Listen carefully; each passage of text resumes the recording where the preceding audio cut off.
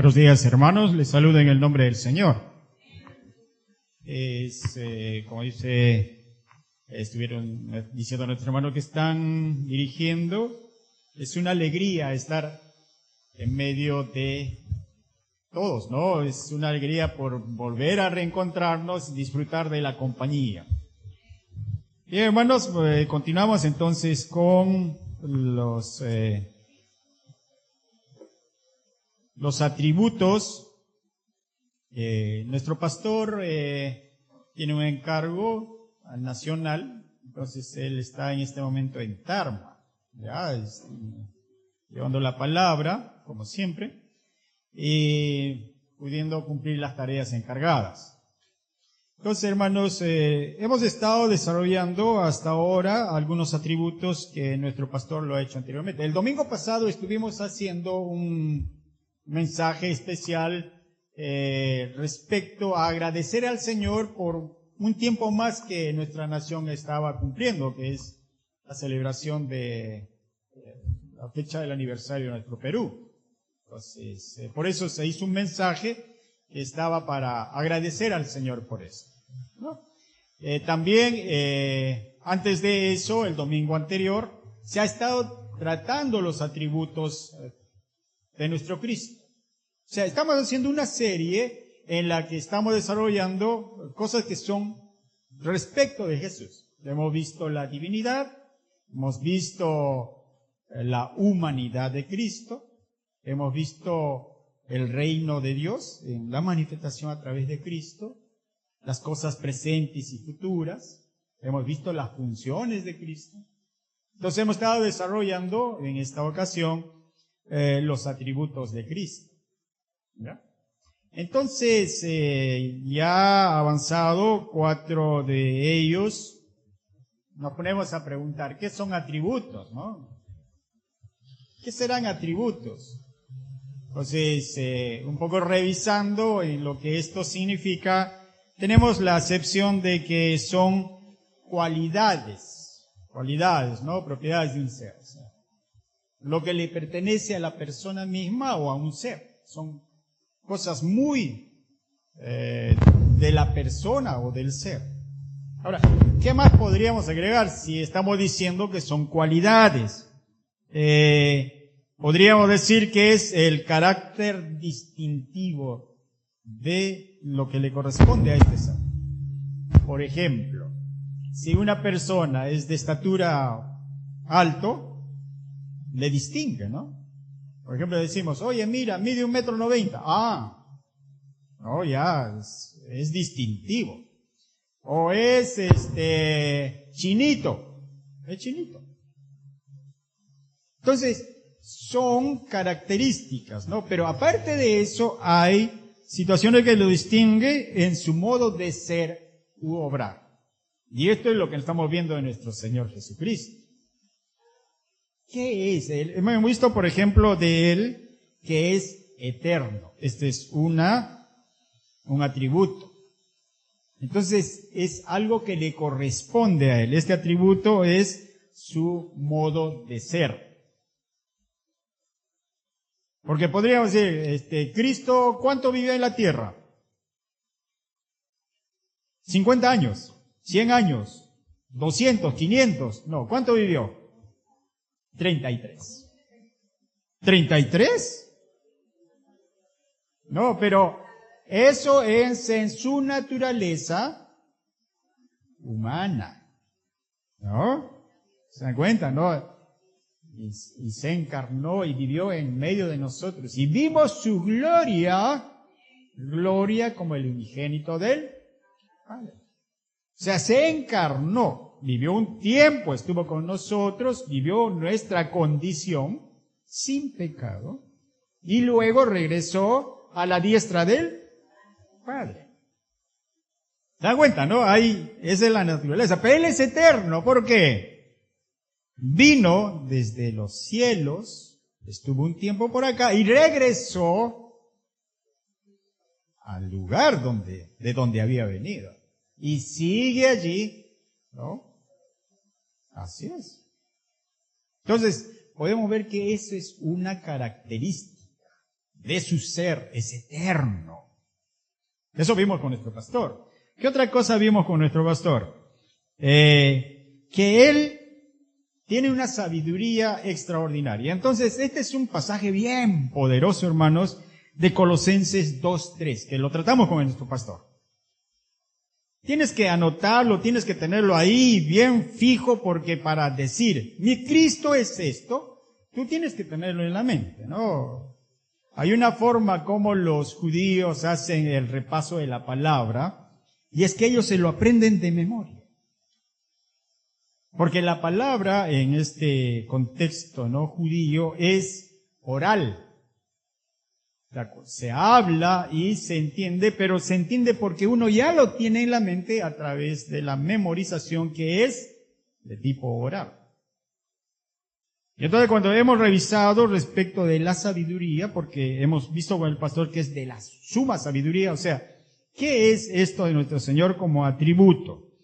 Como atributo tenemos que es su modo de ser y obrar. ¿Ya? Entonces, viendo Colosenses 2:3 dice, ¿en quién están escondidos todos los tesoros de la sabiduría y del conocimiento?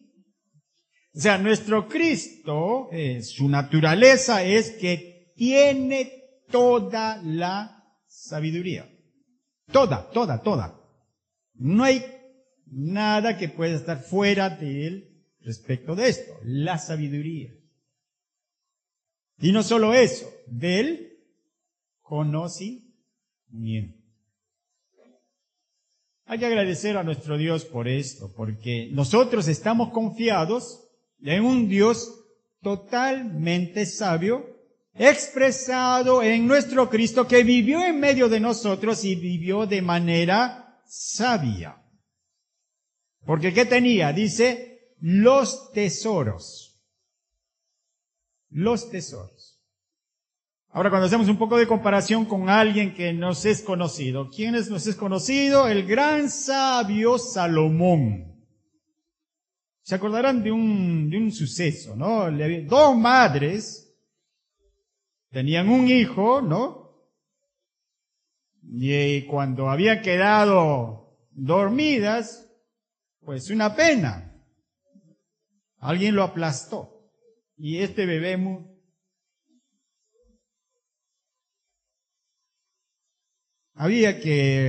había muerto, pero el bebé de la otra mamá estaba vivo.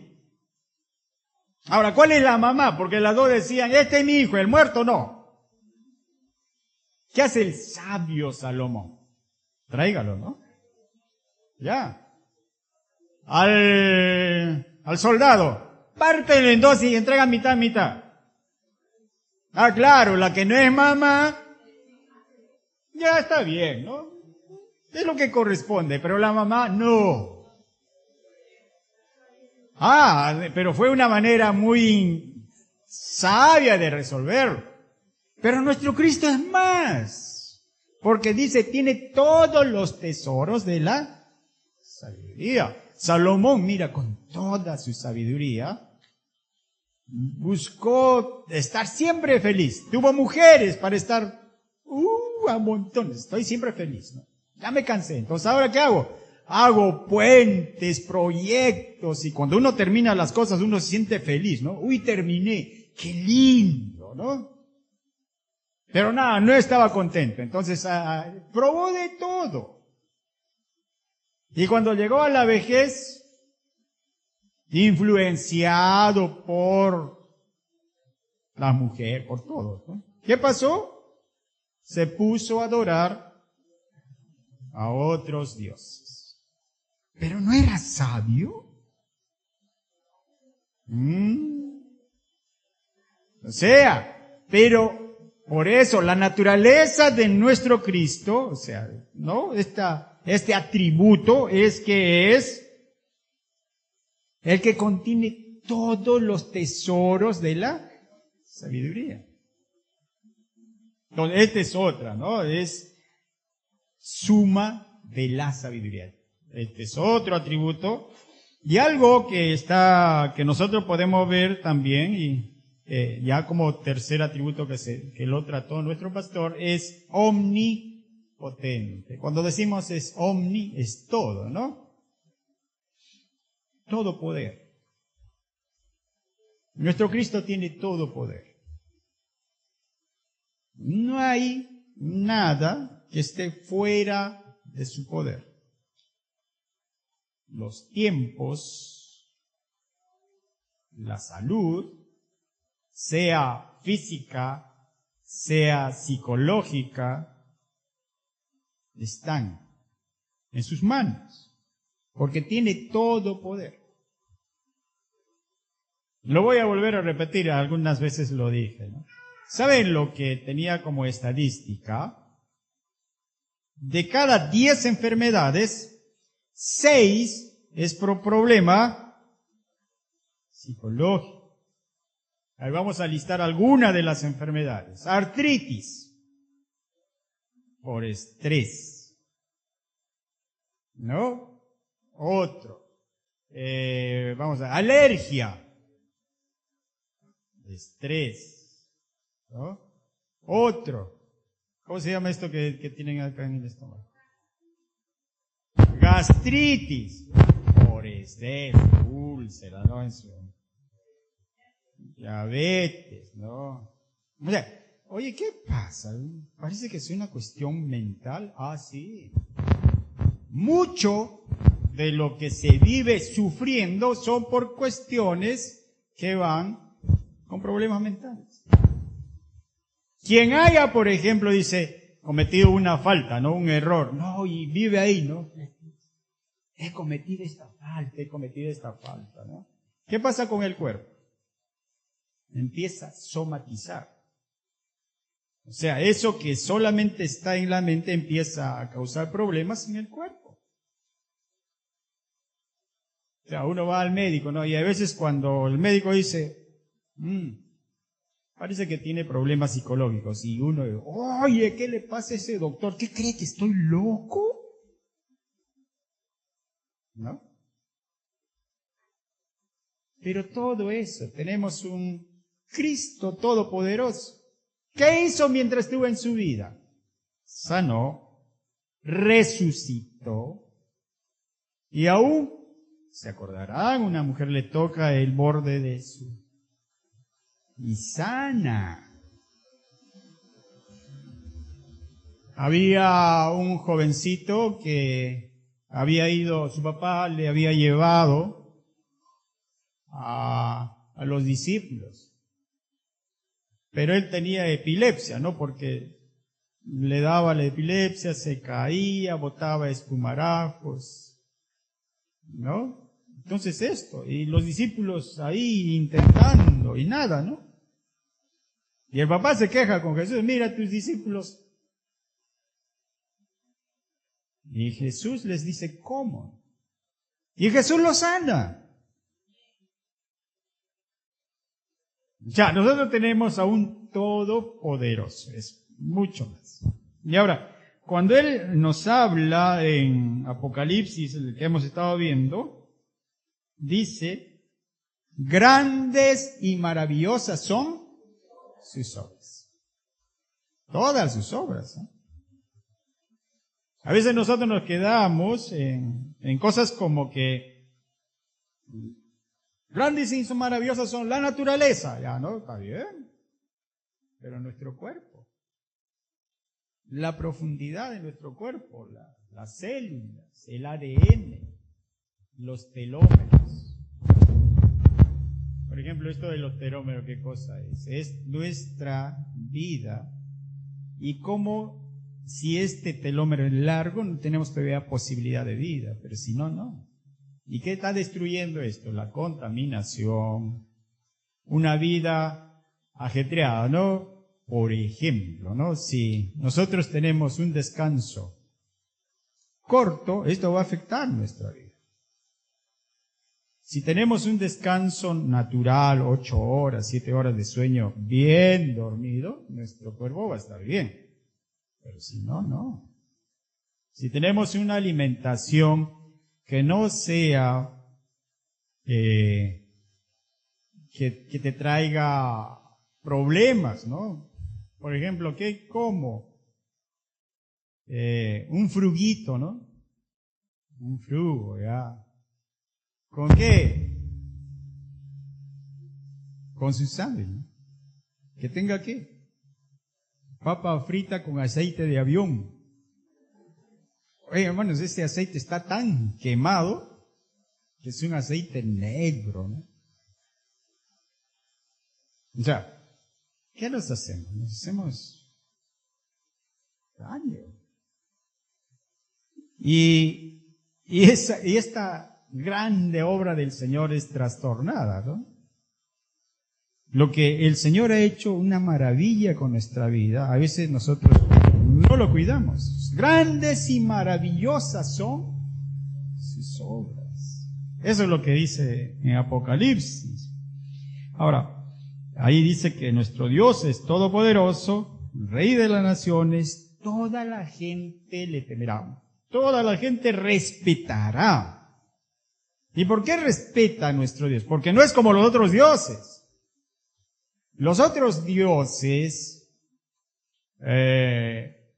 según la creencia de quienes eran los sacerdotes que dirigían este culto a esos dioses, hay muchos que son muy complicados y generan terror y muerte.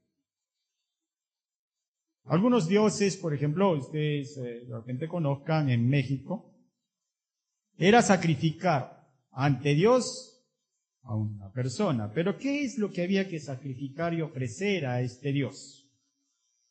Su corazón. ¿Y cómo había que presentar este corazón? Pues muy simple.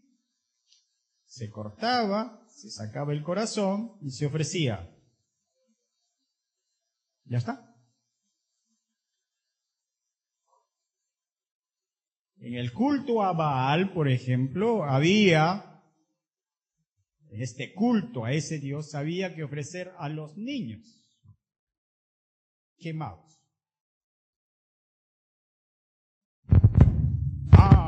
¿Cómo no respetar a nuestro Dios? Porque nuestro Dios no es ese Dios, ¿no? Que dentro de su forma de pensar, los que se ofrecían entre este Dios también se ofrecían muy contentos, ¿eh? Nosotros conoceremos de la momia Juanita, ¿no? Una niña que fue ofrecida igual en un cerro, ¿no? Porque los cerros en nuestra forma son lo que se cree, son dioses. Y había que ofrecerlo por diversas razones, ¿no? Por su protección o porque dé beneficio, ¿no? Y la momia Juanita, ¿qué tenía? Golpeada, ¿no? Y murió. Todos estos eran preparados y muchos de ellos iban conscientes, se le daba algún brebaje en algunos casos, pero iban contentos porque eran ofrecidos ante su Dios. Pero esto no pasa con nuestro Dios, por eso es un Dios a quien respetar. Temer, dice acá la palabra, ¿no? Porque nosotros tenemos un Dios de amor, todopoderoso. Todas las naciones por eso vendrán y le adorarán, dice en este pasaje bíblico en Apocalipsis 3 y 4 que estuvimos leyendo. Esto es entonces otro atributo que hemos visto, entonces hemos repasado, ¿no? Dios es eterno, es la suma de la sabiduría, ¿no? Tiene tesoros impresionantes de sabiduría y conocimiento, tiene todo poder, es omnipotente y hemos también visto que es soberano. Soberano porque Él es como alguien que está a cargo de todo un pueblo, ¿no? El soberano. Hasta ahora hay algunos que están, ¿no? Nosotros en España tenemos al rey Felipe, ¿no? Rey Felipe, ¿no? Entonces, ya son, mismo en Inglaterra, ahí está otro rey, pero ya ahora son más bien decorativos, ¿no? Están ahí, bueno, como algo que es, oye, qué bonito, ¿no? Todavía le dan toda una cantidad de recursos ahí, pero ya no con el poder que antes tenían, ¿no? Un poder que controlaba la vida de todos. Ahora no. Eso ha cambiado mucho, pero tenemos esta soberanía que nosotros tenemos de nuestro Señor, más bien es sobre todo el mundo. Ya hemos visto con esas obras maravillosas y todo, hay un control, porque la gente, toda la gente le adorará, dice, ¿no? Toda la gente le adorará. Y aparte tenemos que según Efesios 1, 18 a 23, que ya se ha visto con nuestro pastor, este es el otro atributo soberano, él tiene preparado para la gente que ha llamado ricas y abundantes bendiciones. Es soberano. Tiene preparado ricas y abundantes bendiciones. Ahí nos decía nuestro pastor, ¿no? En esta ocasión, que hay a veces bendiciones que caen como una llovizna muy suavecita, ¿no? Y estar agradecidos, ¿no? A veces hay una visión particular respecto del trabajo, ¿no? Y cuando uno está el domingo, llega el lunes, y hay una gran cantidad de personas que dicen, ay, tengo que trabajar, ¿no? Como que fuera una tortura. Pero ¿cómo es como lo ve? Si uno lo ve como gracias por la bendición de Dios, es otra forma, ¿no? Es otra forma. Es la bendición del Señor. Grandes y maravillosas bendiciones de este Cristo soberano que da a su pueblo. Ahora, nosotros tenemos bendiciones materiales, que a veces estamos muy enfocados en los materiales, pero también tenemos bendiciones espirituales. ¿No? Bendiciones espirituales. ¿Cuáles son las bendiciones espirituales? Acuérdense de los frutos del Espíritu, que tenemos gozo. Ajá.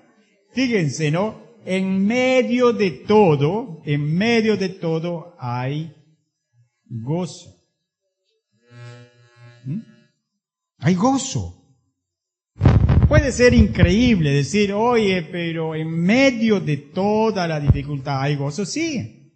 ¿Por qué? Porque cuando nos esperanzamos y vemos el más allá del momento que estamos pasando, confiados en Cristo, tenemos la esperanza y nos trae una alegría de decir, Señor, confío en ti, esto va a pasar. Y vamos a estar contentos en ese después. Y siempre sucede así. Porque el Señor nos trae siempre a bienestar, porque nos da grandes y maravillosas bendiciones. Porque es soberano. Porque a Él le place. Nosotros, hermanos, estamos muy enfocados en ver los defectos. Pero nuestro soberano Dios es muy diferente. Está enfocado en ¿qué? En ver con amor al pecador. Y el pecador, pues, comete falta. ¿Quién fuera que no cometiera? Pero Él nos dice que vayamos confiados ante Dios y todo lo que pidieras a mi Padre en mi nombre, yo lo haré. Entonces, ahora que nos damos cuenta que hay muchísimas enfermedades producidos por nuestra angustia, producidos por nuestro temor, porque una taquicardia, por ejemplo, ¿no? Es porque tengo un miedo. ¿Pero a qué le tengo miedo? No sé, a algo le tengo miedo. Se está somatizando. Pero si yo ese miedo lo dejo en las manos del Señor, Señor, Eso cambia. Tenemos entonces a través de eso la bendición del Señor, ¿no?, que controla todo. Es acudir confiados al Señor, ¿no? Entonces ya tenemos, ¿no? Son 4 atributos, son propios de nuestro Cristo, que está allí. Ahora, Él nos entiende porque ha vivido como nosotros. Ya vimos en algún momento cómo Él estaba en el huerto del Getsemaní totalmente angustiado. ¿Por qué? Porque se iba a separar de su Padre.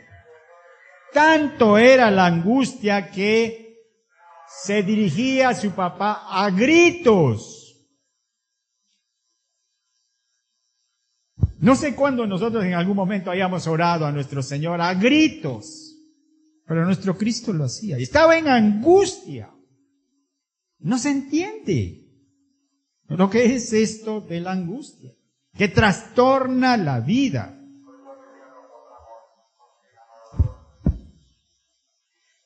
Vamos a ver un atributo más, y es que Él existe por sí mismo. Vamos a ver esto en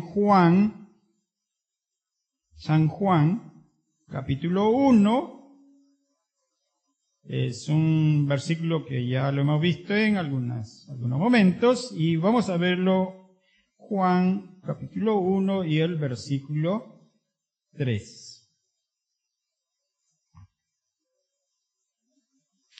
Dice: todas las cosas por medio de Él fueron hechas, y sin Él nada de lo que ha sido hecho fue hecho. Esto es la referencia respecto de que Él ya existe mucho antes, ¿no? Porque si nosotros, si pudiéramos poner atención, diríamos, todo existió por medio de la palabra de Dios. Todo existió. O sea, antes no había nada y todo existió por la palabra de Dios. Sin esta palabra, nada existe. O sea, antes de que nuestro Dios se expresara, ¿no?, a través del Hijo, que es la palabra, es el verbo, es el logos, ¿no?, existió todo. Y cuando hablamos de esto, de que existió, podemos ver que hay realidades. ¿Qué realidades existentes? Por ejemplo, los animales. ¿Son realidades? ¿Es una realidad existente? Sí. Las plantas. También. El agua. ¿No? Son elementos, son realidades. Los ángeles. Uy, parece que dudamos. No es. Sí, ¿no? Poderes, potestades, las personas, ¿no? Son realidades. Y todo esto existió porque la palabra de Dios lo creó, ¿no? El Hijo de Dios, nuestro Cristo. Ahora, cuando Él crea es porque Él está antes.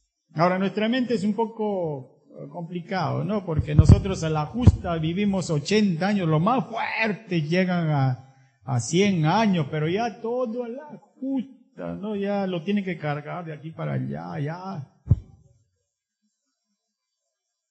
Así es.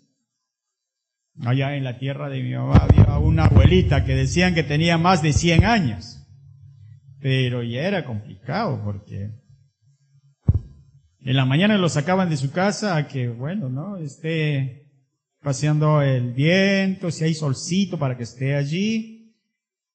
Para el almuerzo lo llevaban adentro, le hacían comer lo que era posible, otra vez lo sacaban, para la noche otra vez lo guardaban, ¿no? Oh. Es que nuestra vida es tan pequeñita. Cuando uno se pone a pensar, a ver, conocí a mi bisabuelo ya, pero ya uno lo conoce la mayoría de las veces a los bisabuelos ya viejitos, ¿no? Ya, y al tatarabuelo ni idea. Al abuelo ya más o menos, ¿no? Pero, fíjense, en tan poco tiempo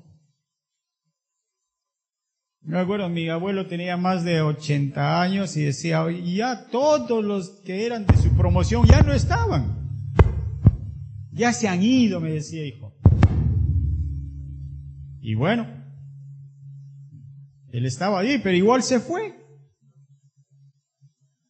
Y nuestra vida es muy cortita. Entonces, cuando nosotros queremos entender, Dios en la inmensidad del tiempo creó, y antes de eso estaba, y nuestra mente no alcanza, ¿no? ¿Por qué?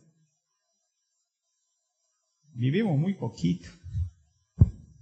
Ahora, hay otra cosa que es interesante, ¿no? La palabra dice, para nuestro Dios, un día es como 1000 años, y 1000 años como un día. Claro, complica, ¿no? Porque si nosotros estamos alrededor del Sol, ¿no? 24 horas es un día. Si tomamos esta misma medida y está más lejos, por ejemplo, Plutón, un día ya cambia, ya no es 24 horas, es mucho más tiempo. En cambio, si con esta misma medida, ¿no? De 24 horas, si ponemos a Mercurio, que está un poquito más cerca al Sol, el día, como está más cerca, es menos. Entonces ya, fíjense que va variando, ¿no? Y de repente ustedes habrán escuchado, ¿no? La siguiente galaxia que se llama Andrómeda, que está por allá, va a chocar contra nuestra galaxia, que es la Vía Láctea, ¿no? Pero está muchos años luz. ¿Y qué es eso, no? Que es otra medida. Entonces, se dan cuenta que también a través de eso hay todo una cosa. El tiempo. En la eternidad nuestro Cristo ya estaba. El Hijo de Dios, el Verbo que se hizo carne, ¿no? Entonces, dice la palabra, todas las cosas, todas, fueron hechas por Él. Todas. Fueron hechos por medio de Él. Dios, ¿no? Juntamente con nuestro Cristo, crea. Cristo es la palabra. Cristo es la palabra. Ahora, hay algo que es interesante, hermanos. No hay otra opción. Porque acá dice, y sin Él, nada de lo que ha sido hecho, fue hecho. No hay otro. Hay algunos que dicen, no, hay otros, los hindúes tienen otra forma de ver otros dioses, oye, fue hecho así, ¿no? Pero según la palabra de nuestro Dios, lo que nosotros tenemos como referencia, sin Él no hay nada que haya sido hecho aparte. No.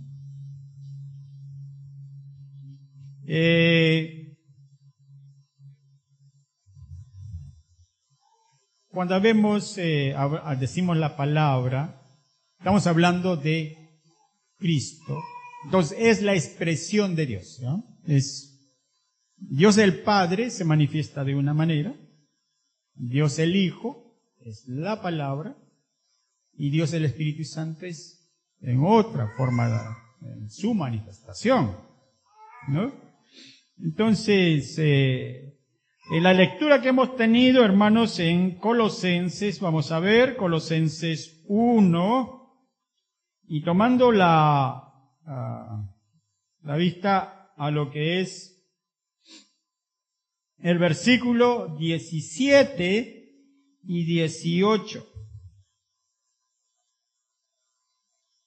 Y acá, empezando el 17, dice, y Él es antes de todas las cosas. Ahí está.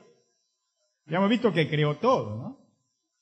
Y Él es antes de todas las cosas. Entonces podemos ver por eso que Él es autoexistente. Este es el atributo que le corresponde.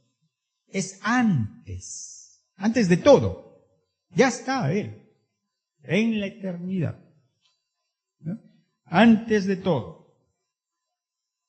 Dice, y todas las cosas en Él subsisten. Él es también la cabeza del cuerpo, que es la iglesia, y es el principio, el primogénito de entre los muertos, para que en todo tenga preeminencia. Entonces, por esto podemos ver que Cristo existió antes de todas las cosas. La palabra nos lo prueba. Lo que nosotros estamos haciendo es, ¿cómo conocer a mi Cristo? A través de la palabra de Dios.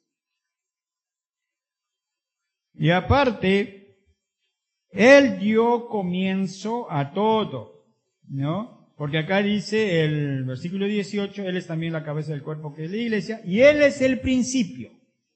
Entonces, Él dio comienzo a todo, porque es el principio. Y algo bien interesante, hermanos, es que Él es anterior a todo, ¿no? Anterior, y cuando vemos el 17, la primera parte dice, y Él es antes de todas las cosas, Él es eterno, porque es antes de todo, ¿no? Y Él es el sustentador, cuando vemos, dice, y todas las cosas en Él subsisten, Él sustenta, ¿no? Él está ocupado en que todo esté desarrollándose como corresponde, porque dice,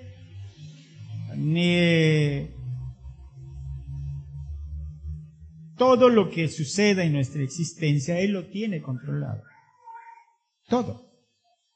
Y eso se manifiesta en los evangelios. Había un personaje hace mucho tiempo que se llama Ario, era muy popular. ¿Ya? Él dijo que Jesús realmente no era Dios. Así afirmó. Y había mucha gente que lo seguía. Y que por eso en algún momento empezó a existir. Entonces Pablo dice, no, esto está mal. Insistió que Jesús es antes de todas las cosas. Otra vez, pongamos atención allí. Antes de todas las cosas. No, ¿cómo probar? Es eterno porque es antes de todas las cosas que Él creó, ¿no? Juntamente con el Padre. A través de su palabra. Y es el mismo. Nuestro Cristo es el principio. Entonces nosotros vemos acá a Pablo, ¿no? En esta carta que ha enviado a la iglesia de los Colosenses, y viendo este cántico, porque es un cántico, del versículo 15 al 20, un cántico. Y entonces viendo en este cántico hay manifestaciones de nuestro Dios, de sus atributos, y nosotros lo vimos anteriormente también como la divinidad, y nosotros vemos acá como Él es antes de todo, existe antes, por eso es autoexistente. ¿Ya? Vamos a ver Hechos 10:42. Pedro está en la casa de un personaje conocido para algunos de nosotros, se llama Cornelio. Cornelio es un militar romano, pero este militar romano está muy dedicado a las cosas de Dios y sirve a Dios. Entonces, cuando vemos en Hechos 10:42, vamos a ver que Pedro está haciendo un discurso, ¿ya? Él está haciendo un discurso y va a hablar de un atributo de nuestro Señor que es interesante y que dice 10:42, y nos mandó que predicáramos al pueblo y testificáramos que Él es el que Dios ha puesto por juez de vivos y muertos. Ahí encontramos un atributo más. ¿Cuál es? Juez. ¿Ya? Él está hablando en este discurso. Está en la casa de Cornelio, ¿no? Está la gente y él da este mensaje, ¿no? Y dice que estaban comisionados, se les había ordenado que lleven estas buenas noticias, ¿a dónde? Al pueblo judío. Porque eso es lo que estaban encargados, ¿no? Está hablando Pedro. Estaba dirigido al pueblo judío. ¿Y a quién había elegido Dios como juez? Es a nuestro Cristo. Porque ahí dice, ¿no? 10:42, y testificáramos de que Él es el que Dios ha elegido por juez. ¿Ya?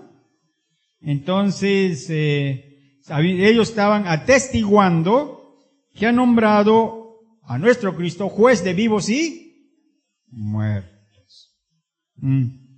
Entonces, allí podemos ver, cuando está haciendo este discurso, que Pedro dice, ¿no?, con la manifestación que da, que Jesús no es un rey solo para el pueblo judío, sino también el Señor y juez de todo el universo. ¿Por qué? Para vivos no dice para los judíos vivos y muertos, no, sino para todos vivos y muertos. Es juez, ¿ya?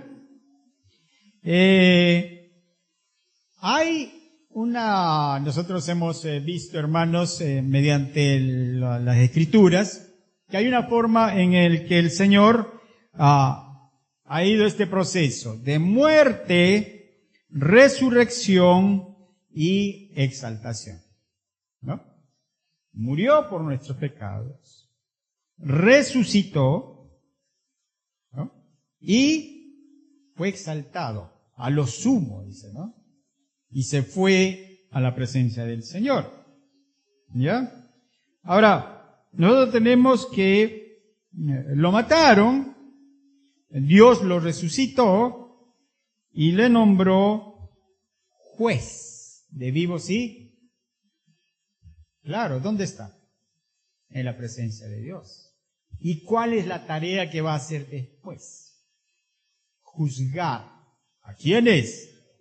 A los vivos y a los muertos, porque cuando venga, ¿no?, cuando sea el tiempo, ¿no?, de la venida del Señor y todo se pase ante el tribunal de Cristo, pues Él va a estar como juez. Para los vivos que hayan quedado y también para todos los muertos. Van a comparecer ante el tribunal de Cristo. Ahí está nuestro Cristo como juez. Es otro atributo. Nuestro Cristo está centrado a la diestra de Dios, ¿no?, para un paso futuro donde ha sido nombrado como juez universal. ¿Ya? Hay algo bien interesante, hermanos. Esto es, ahora que estamos en Olimpiadas, ¿no? En las Olimpiadas, y ahí estamos orando por el atleta peruano de surf que gane una medalla de oro. No. Hermanos, Pablo ya está al final de su vida. Y no porque ya está viejito, va a morir, no. Sino porque él está... ha sido juzgado, ha apelado todo, pero ya va a un último juicio donde sabe que lo van a condenar y va a tener una muerte violenta. Vamos a ver, hermanos, en segunda de Timoteo 4:8. Segunda de Timoteo 4:8. Estamos con la vida de Pablo a punto de partir, muriendo de manera violenta. Segunda de Timoteo 4:8. Por lo demás, me está reservada la corona de justicia, la cual me dará el Señor juez. Ahí está el atributo de nuestro Cristo. Juez justo en aquel día, y no solo a mí, sino también a todos los que aman su venida. Ahí está, tenemos a un juez justo que va a premiar. Él está, como les decía, está a punto de morir. Entonces, ahí lo que se le ve es como una forma triunfante. Va a morir de manera violenta, pero él tiene una actitud ¿qué? Triunfante. Ya se acordarán cuando él estaba en una cárcel, le habían golpeado, le habían puesto el cepo, que es una cosa que le ponen en las manos y los pies, y no solo eso, sino estaba en lo profundo de la cárcel, o sea, en el lugar más feo. Estaba golpeado y todo. ¿Pero qué estaba haciendo? Estaba llorando, estaba, terriblemente triste. ¿Era así? No, ¿qué estaba haciendo? Estaba cantando. Oye, pero qué, en medio de todas esas condiciones, golpeado, maltratado, con heridas, en medio de lo más terrible, en la oscuridad, ¿no? Pero ahí está. Entonces, por eso nosotros vemos a Pablo en esta forma como que es una nota triunfante y está bien seguro que va a tener su corona. Ahora, probablemente él pensaría, en esos tiempos ya estaban en las Olimpiadas, ¿no? Por llamarlo, ¿no? Los atletas corrían y ¿qué ganaban al final? Un ramo de olivo. Eso era el premio. Pero un premio, porque eras el destacado, el que habías ganado. Ahora son medallas, ¿no? Medallas de oro, medallas de plata, y su pancito bagué. ¿Han visto? No, una cajita que parece un pan. Bueno, él está seguro, porque dice que tiene un juez justo. El juez justo, ¿no? Ahora, él no lo consigue porque él puede, yo quiero, voy a lograrlo. No, porque si no tenemos a un Dios que le da esa posibilidad para lograrlo. Hay algo más que él ve en este pasaje que estamos viendo, 4:8, dice, en aquel día que le va a dar el juez. Y no solo a mí, sino también a todos los que aman su venida. Entonces, ¿a quiénes más? A todos los cristianos. Quienes asumen que van a estar en este glorioso evento. Pero acuérdense, estamos ante un juez, no es para, oye, te pago. No, ahí no funciona la corrupción. No. Es juez justo. Ese es su atributo.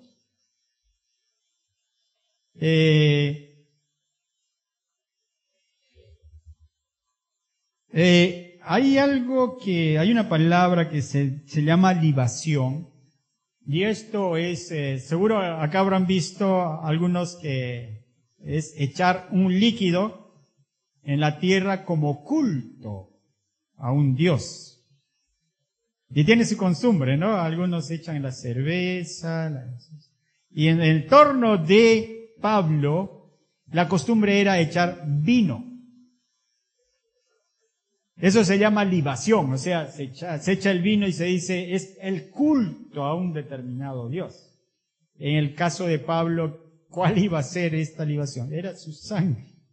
Iba a morir por la causa de Cristo. No, nuestro pastor nos decía en un mensaje anterior, ¿cuántos cristianos murieron cuando fueron puestos en aceite hirviendo, ¿no? O fueron en el circo romano ante los leones, ¿no? Aseteados, ¿no? Pues,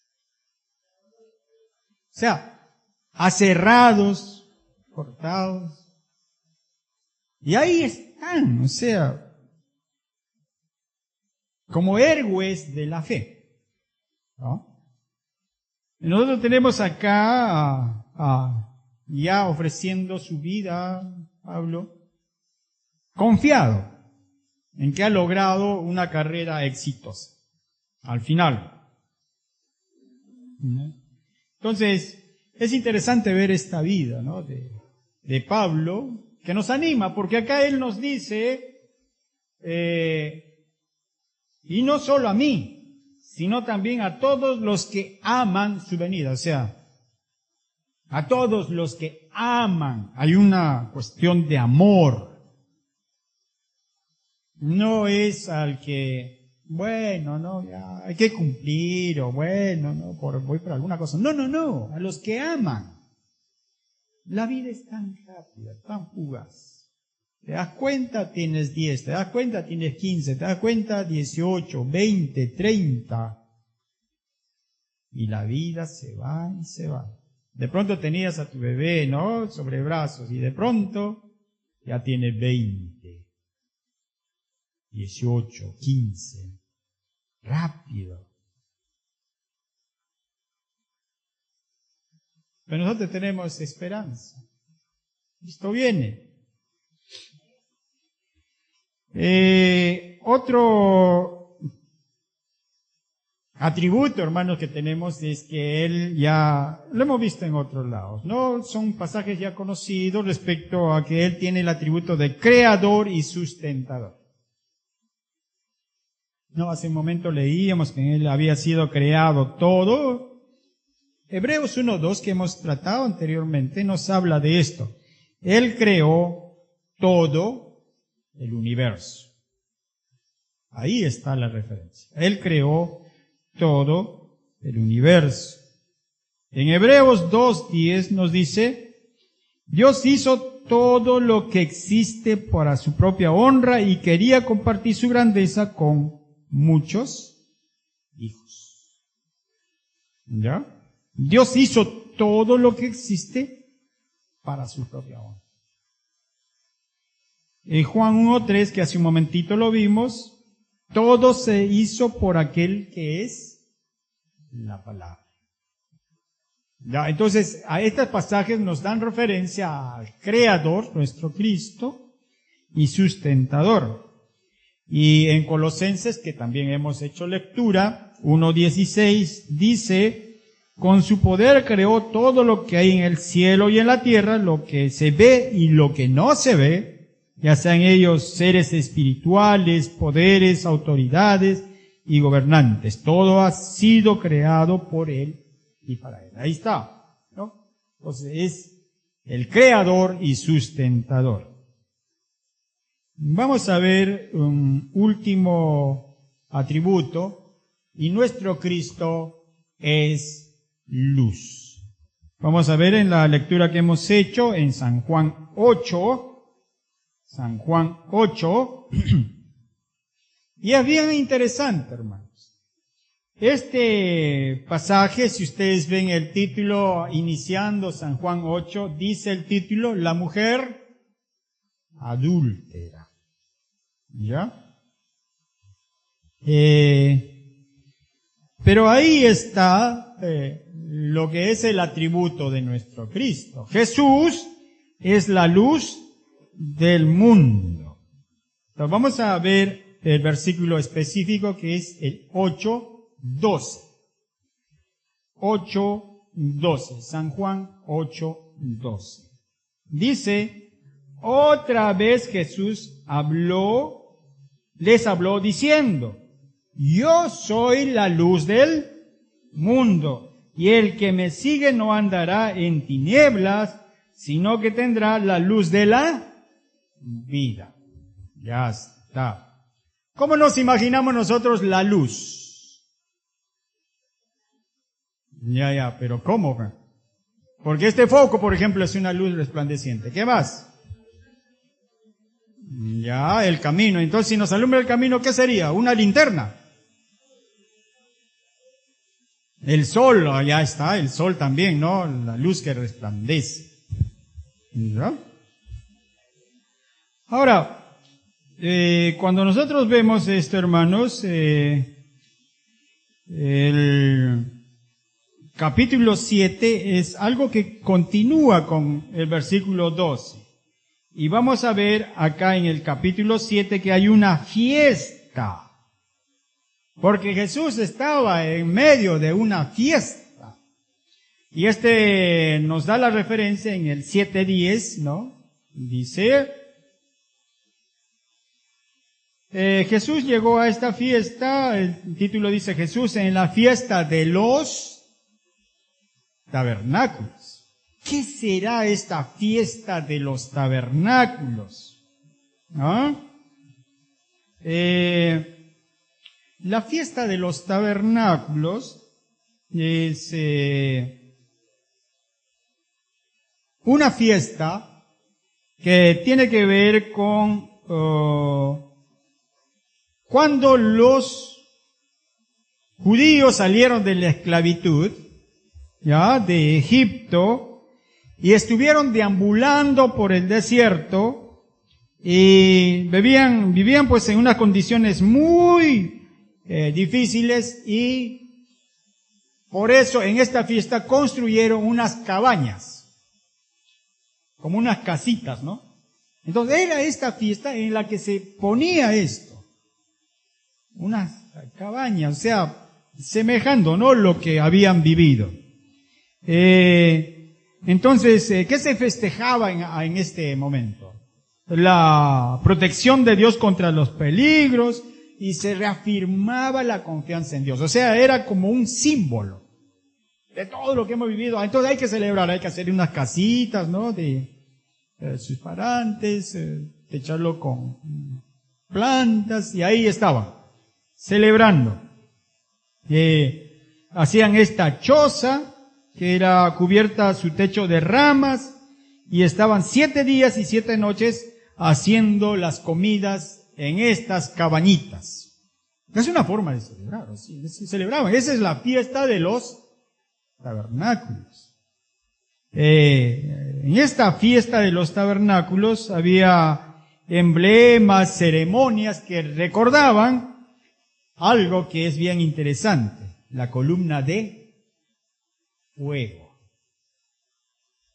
Cuando el pueblo de Israel iba transitando el desierto, nos dice la palabra, que las noches que les acompañaba,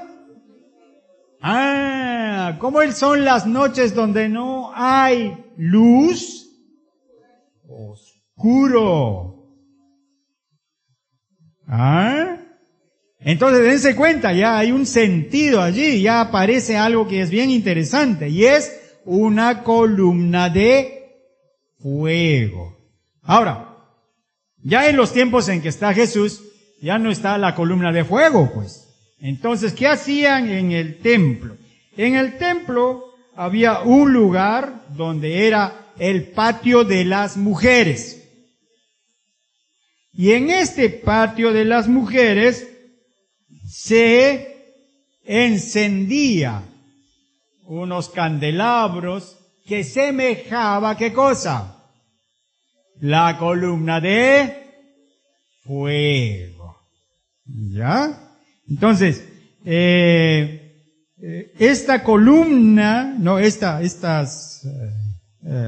lo que habían encendido en los candelabros, que eran grandes, ¿no? En el patio de las mujeres, estaba encendida toda la noche estos candelabros, se iluminaba Jerusalén y se hacía una danza festiva alrededor de la luz. Danzando alrededor de la luz. Y ahí Jesús, ¿qué dice? Yo soy la luz. ¡Uy! ¡Pum! ¿Un choque contra quién? Contra los líderes religiosos.